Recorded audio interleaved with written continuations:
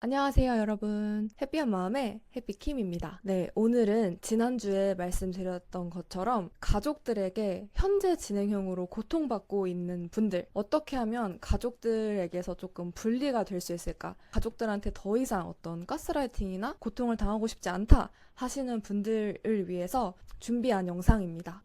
지금 현재 진행형으로 계속 가족 갈등이 되고 있는, 그러니까 예전만큼이 아니라 하더라도 그런 분들도 계세요. 그냥 보는 것만으로도 너무 그냥 막 너무 힘들고 화가 나거나 아니면 대화만 하면 이렇게 싸움으로 번지거나 가족 갈등의 형태는 굉장히 다양한데 저는 모든 걸 막론하고 일단 여전히 이런 정서적인 갈등이든 어떤 가족들과의 그런 불화가 있는 상태에서 그리고 갈등 자체는 없는데 가족이랑 같이 있는 거 그리고 보는 거 자체가 힘들다 하시는 분들께는 무조건적으로 물리적으로 분리되라고 말씀을 드립니다. 이것은 여러분들도 이미 알고 계실 거예요. 근데 여러분들 생각하시는 것보다 훨씬 중요한 부분일 수도 있어요. 왜냐하면 지금 실제로 물리적으로라도 떨어져 지내시면 차라리 괜찮은데 좀 내가 보고 싶을 때 보고 안 보고 싶을 땐 안 보면 되니까. 그런데 가족들과 어쩔 수 없는 상황에서 계속 같이 붙어 있어야 되는 그런 경우가 있거든요. 근데 그렇기 때문에 저는 여러분들에게 만약에 가능하다면 그리고 후회라도 미래에라도 조금 가능할 요소가 있다고 한다면 무조건적으로 물리적으로 분리되라고 말씀을 드리고 싶어요. 그래서 저는 저한테 이렇게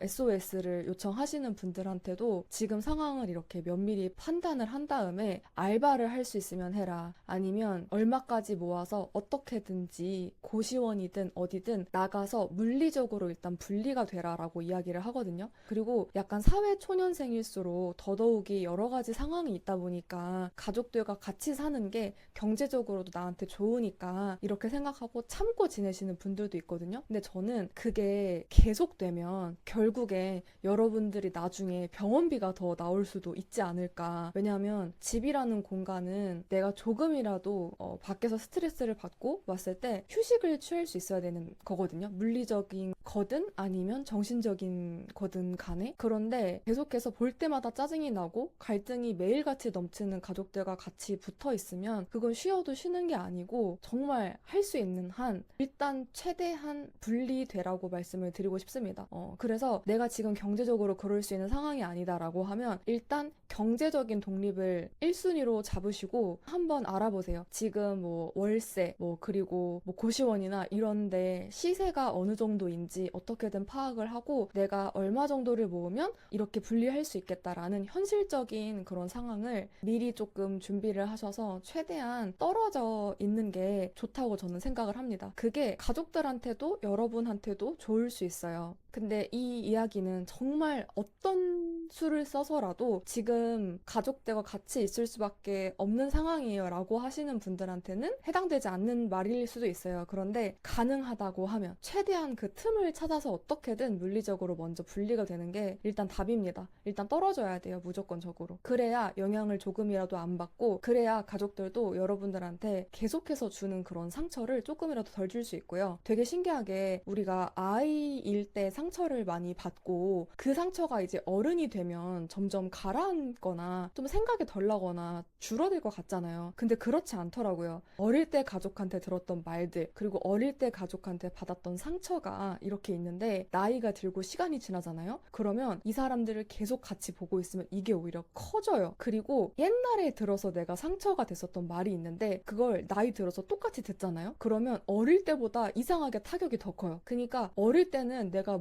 뭣도 모르고 그냥 참고 듣고 넘길 수 있는데 어른이 돼서 이제 알잖아요. 그러니까 이제는 더 이상 이런 대접을 받고 싶지 않고 이제는 더 이상 이런 말을 나한테 해도 된다는 허락을 하고 싶지 않은 거예요. 그래서 똑같은 말인데도 더 화가 나고 더 미칩니다. 그렇기 때문에 전 무조건 떨어지라고 말씀을 드리고 싶고 실제로 저도 가족들과 굉장히 오랫동안 같이 살다가 제가 자취를 한 4, 5년 전부터 시작을 해서 아예 따로 떨어져서 살았는데 처음에는 집 알아보는 것부터 시작해서 모든 게 너무 어렵고 힘들고 걱정이 되는 거예요. 근데 이러다가는 내가 죽겠다 생각이 들어서 무조건 떨어질 수밖에 없는 그런 상황이기도 했고 그래서 일단은 어떻게든 알아보고 해서 독립을 하게 됐는데 처음 한 달은 되게 공허하고 너무 뭔가 무섭기도 하고 여러 가지 걱정이 됐어요. 근데 딱 한 달 지나니까 아, 여기가 천국이구나 생각이 들었고, 아, 왜 이 좋은 걸 진작하지 않았지? 라는 생각을 계속해서 했습니다. 뭐 월세 나가고 돈 들어가고 뭐 이런 게 당연히 가족들이랑 같이 살 때에 비해서 많이 나가겠지만, 여러분, 경제적인 것도 중요하지만 여러분들의 행복을 그리고 자유를 돈의 가치랑 비교하지 않으셨으면 좋겠어요. 특히 내가 지금 가족들과 함께 하면서 너무 힘들다고 하시는 분들은 더더욱이. 그리고 예를 들어서 같이 살고 안 살고를 떠나서 여전히 가족들에게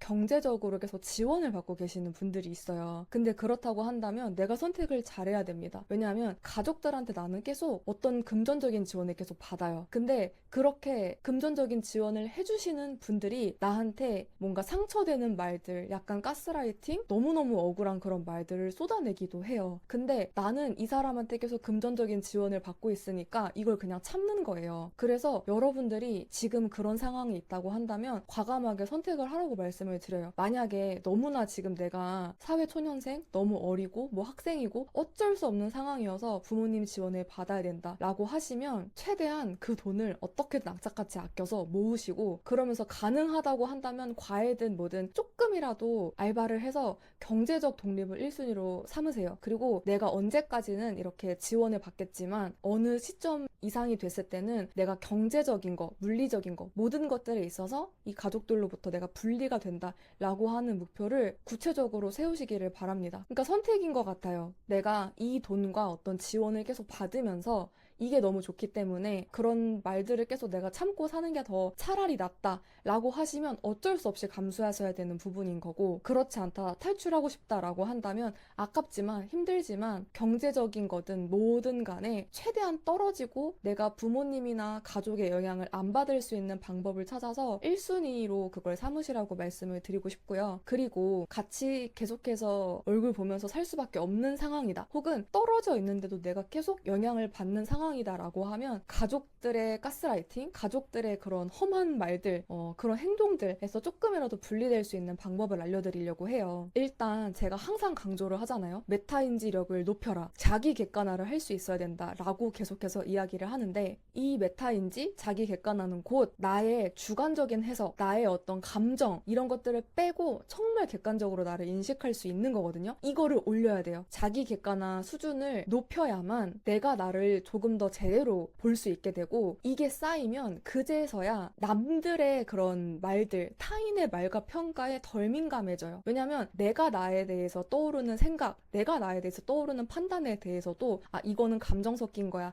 이건 나의 해석이 더해졌구나, 이건 좀 과하구나, 이게 이렇게 딱 처지면서 그냥 객관적인 정보만, 사실만 딱 남잖아요. 그렇게 되면 남들이 나에 대한 평가, 나에 대해서 말하는 것도 이걸 쳐낼 수 있어요. 아, 저 사람이 나한테 그냥 이거 이렇게 해라, 요렇게만 말하면 될 것을 저런 감정까지 섞어서, 그리고 굳이 쓰지 않아도 되는 저런 말들까지 섞어서 하는 건 저 사람의 감정이 들어갔고 해석이 들어갔구나, 이렇게 구분을 할 수 있게 됩니다. 그래서 여러분들이 계속해서 자기 객관화 실력을 높이셔야 돼요. 그렇게 이제 하려면 제가 늘 말씀드리는 것처럼 심리 관련된, 뇌, 애착, 트라우마 이런 관련된 책도 읽으시고, 감정일기, 글쓰기 이런 거 계속 하시고, 감정이랑 분리할 수 있는 알아차림, 명상 이런 것들을 하시면서 자기 객관화력을 높이시고, 그러면서 동시에 쓸 수 있는 방법이 있는데, 요런 여러분들 책, 공책 아실 거예요. 제가 예전에 이제 자주 애용했었던 방법인데, 문구점이나 다이소 같은 데 가면 이렇게 보이시나요? 투라인 노트? 라고 저는 부르는데, 이렇게 줄 그어진 노트 팔아요. 요런 거 하나를 준비를 하셔서요, 이제 뭘 하냐면 여러분들이 가족들한테 막 별의별 말을 듣거나 어떤 행동을 보거나 상처가 되는 그런 모든 상황, 작건 크건 상관없어요. 기준은 내가 기분 나쁘냐 아니냐예요. 내 감정이 불편하냐 아니냐의 기준입니다. 그래서 조금이라도 내가 가족들 말 듣고 지금 기분이 너무 안 좋다, 너무 불편하다 라고 하시면 바로 이거 그냥 꺼내세요. 꺼내셔서 왼쪽 칸에는 가족들에게 들은 조금이라도 기분 나쁜 말, 이걸 다 적으세요. 내가 방금 들었던 말들, 생각나는 대로 다 적으세요. 이렇게 왼쪽에 그 사람에게 들었던 말들을 이렇게 객관적으로 생각나는 대로 사실에 일거해서 쓰시고요. 그리고 오른쪽에는 사실과 의견으로 구분해서 그 말에 대해서 적으세요. 퍼센테이지까지 같이 적으시면 좋아요. 예를 들어서 어떤 말을 들었는데 그게 사실이냐 그 사람의 의견이냐 이렇게 분리를 해서 적는 거죠. 근데 어떤 말은 사실과 의견이 섞여 있을 수 있잖아요. 그러면 사실 몇 퍼센트, 의견 몇 퍼센트 이렇게 오른쪽 칸에 적는 거예요. 그리고 이걸 이제 분석하세요. 이걸 분리해서 여기서 사실이 무엇인가를 뽑으세요. 그리고 그 사실만 받아들이고 그 사실에 대해서 내가 할 수 있는 행동을 적으세요. 내가 개선할 수 있는 거라든지 내가 여기서 뭔가 할 수 있는 투두를 적는 거죠. 그리고 의견이 남을 거예요. 그러면 그러니까 그 사실만 빼고 나머지는 그 사람의 어떤 감정이나 해석이 섞인 의견일 거란 말이죠. 그거는 팩트, 사실이 아니라 그 사람의 의견이고 해석이구나 라고 인지하시면 돼요. 예를 들어 볼게요. 넌 평생을 혼자 아무것도 할 줄 모르냐? 이런 말을 들었어요. 그러면 요걸 이렇게 분리를 해보는 거예요. 왼쪽 칸에 적었죠? 여기서 사실 몇 퍼센트, 의견 몇 퍼센트 뽑으세요. 그리고 여기서 이제 사실을 뽑을 건데 내가 생각했을 때 내가 도움 요청을 꽤 자주 하고 의지하는 거를 많이 하는구나. 이게 내가 받아들여지면 사실인 거예요. 그리고 여기에 대해서 내가 투두, 뭐 개선할 수 있는 거, 내가 혼자 스스로 뭔가 체크리스트를 만들어서 해본다든지 이걸 개선할 수 있는 그 개선의 방법을 쓰시고 또 여기에 점검해야 될 거는 평생 아무것도 혼자 할 줄 모르냐? 라고 했을 때 사실이 아니잖아요. 전부 다. 그러면 내가 혼자 했었던 것들도 적어보고 생각을 해보는 거예요. 내가 이런 일들도 혼자 했었고 꼭 다 부탁하진 않았는데 이게 객관적인 사실이죠. 이렇게 분리를 하는 겁니다. 그리고 이렇게 내가 사실을 뽑아낸 후에 나머지는 의견이고 그 사람의 감정이나 주관적인 해석이 섞인 거예요. 요걸 이렇게 분리해서 눈으로 보셔야 돼요. 그리고 뭐 예를 들어서 두 번째, 너는 너무 느려 터져서 사람들한테 피해만 준다. 이런 말을 또 들었어요. 그럼 이 말을 왼쪽에 문자 그대로 적는 겁니다.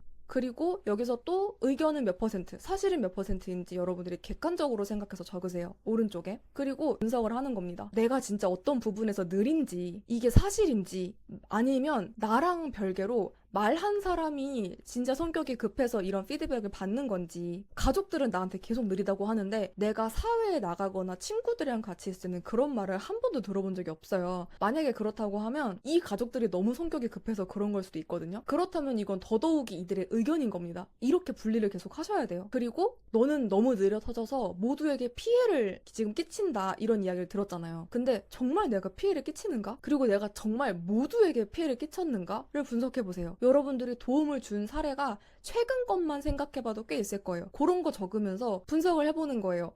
이게 사실인가? 아니면 이 사람들의 감정과 해석이 섞인 의견인가? 그리고 이거를 이렇게 적는 겁니다. 제가 지금 말씀드린 내용을 이렇게 그대로 써서 챗GPT한테 예쁘게 좀 꾸며달라고 했는데 이렇게 쓰는 거예요.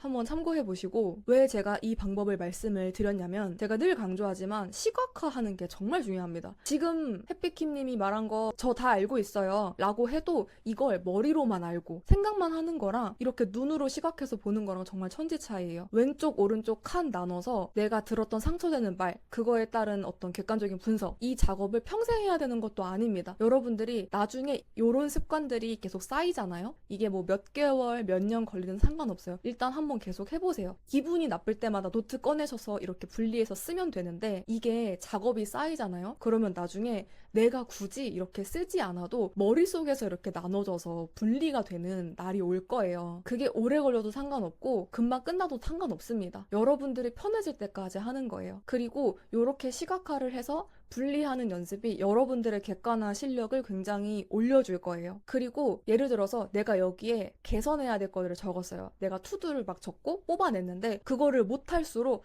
더 나는 자존감이 깎이고 내가 되게 더 쓸모없는 사람 같고 아예 이런 노력을 안 했으면 덜 상처받을 텐데 이런 생각을 할 수도 있거든요. 상관없어요. 이거의 목적은 여러분들이 그 투두를 하셔라, 개선이 되라 라고 하는 게 전혀 아니고 여러분들이 여기에 앞으로 이런 거 해야지 라고 결심을 했는데 아무것도 안 지켰어요. 그래도 상관없습니다. 요거의 목적은 여러분들이 눈으로 이 모든 것들을 객관적으로 써서 보라고 알아차리라고 하는 겁니다. 그래서 여러분들 자체가 안 달라져도 돼요. 대신 대신에 사람들이 하는 말들을 객관적으로 판단하고 내가 나에 대해서 객관적으로 판단하고 그걸 그냥 인지만 하면 됩니다. 그게 이 활동의 목적이에요. 그거 말고 없어요. 여러분들 안 바뀌어도 돼요. 그냥 그것만 하세요. 여러분들이 굉장히 오랫동안 가족의 평가, 판단으로 여러분들 자체를 정의해 왔을 거예요. 근데 이게 계속해서 쌓이면 가족들뿐만 아니라 타인의 평가와 판단에 너무 민감하고 영향을 받게 됩니다. 그래서 이렇게 가족들이나 타인의 평가와 판단이 아닌 내가 나를 정의 내릴 수 있어야 돼요. 특히 어렸을 때부터 집에서 상처되는 말들을 많이 들은 어떤 무관심, 방관, 학대 뭐 여러 가지 그런 상처 속에서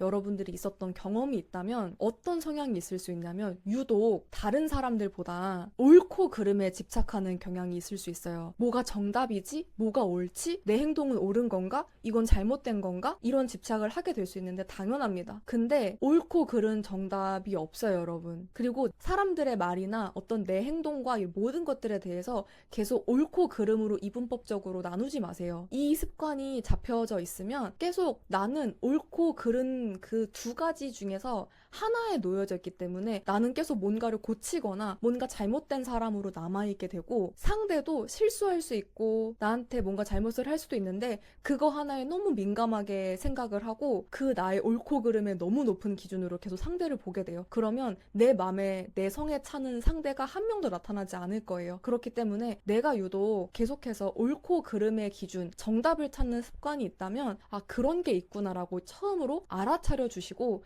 이런 작업들을 하시면서 나의 불완전함도 받아들이고 사람들의 말이나 이런 것들이 얼마나 많이 그 사람들의 감정과 해석이 섞인 말인지도 분리해서 한번 판단을 해보세요. 요 인지하는 작업을 하는 게 여러분들한테 굉장히 도움이 많이 될 거고 가족들 뿐만 아니라 어떤 직장 상사 그리고 연인, 친구 다 상관없습니다. 여러분들이 누구한테 어떤 말을 들었다. 근데 내가 너무 불안하고 많은 생각들이 들고 기분이 나쁘다. 그러면 무조건 이 투 라인 노트를 펼쳐서 요걸 연습해 가시기를 바랍니다. 도움이 되셨으면 좋겠고 저는 다음 시간에 또 유익한 정보를 가지고 돌아오도록 하겠습니다. 오늘 영상이 도움이 되셨다면 구독과 좋아요 부탁드립니다. 감사합니다.